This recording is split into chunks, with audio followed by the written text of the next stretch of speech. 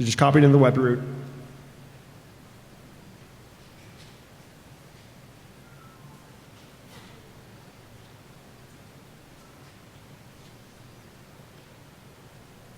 All right, so for this, as you can see, we got right here, it says wget -o msf shell.php. That's basically because we have to have the shell interpret this as PHP code rather than TXT.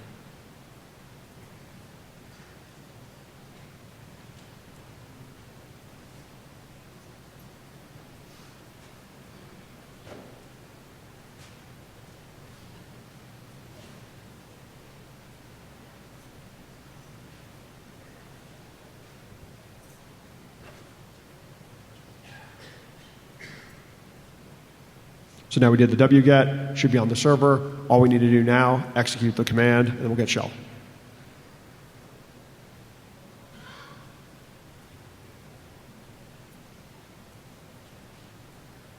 So we have our interpreter. We're going to set it up as a listener on 444.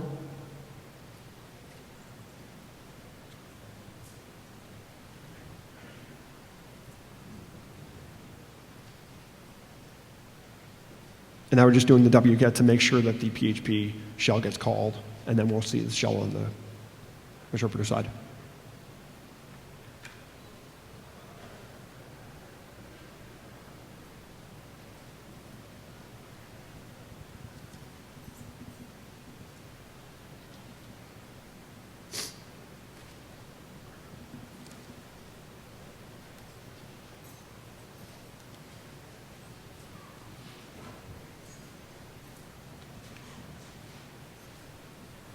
All right, so there's our PHP shell. Great. So I wanted to show a couple more demos. This is the Oracle Glassfish authentication bypass on Sun application 9.x. So these is like the earlier versions of Glassfish, and we can just use a lowercase get and or post request to just not even need credentials, right? This is a CVE that they claim they fixed.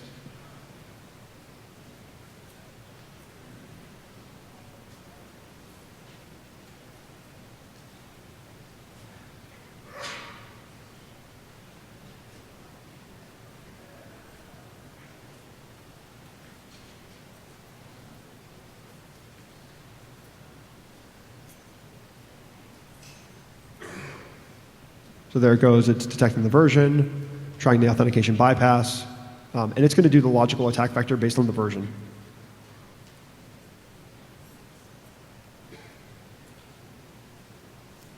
Successful authentication bypass, we're good. So you can kind of lump this in with the the JBoss, Apache Tomcat modules, very similar functionality. Yeah, and if you look at the code for this one module, it's like an Uber module because it works on like, I don't know, like 8 different applications.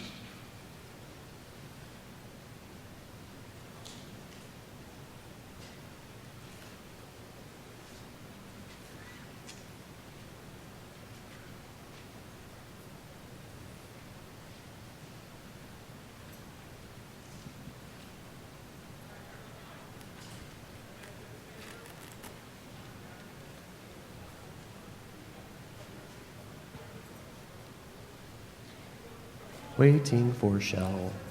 It's a Waiting for VM. shell.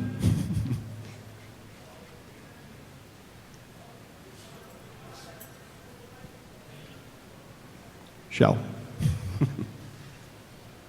And it does the cleanup just the same. So there's one more demo that we wanted to do.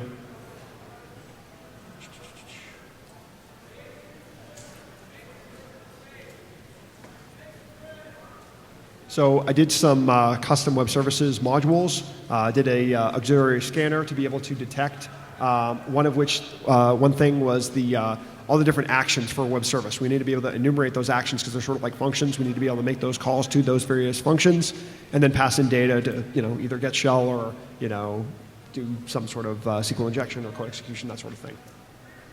So I'm just demoing using public web services to show that functionality so that you could reuse that exact demo and then get the same result.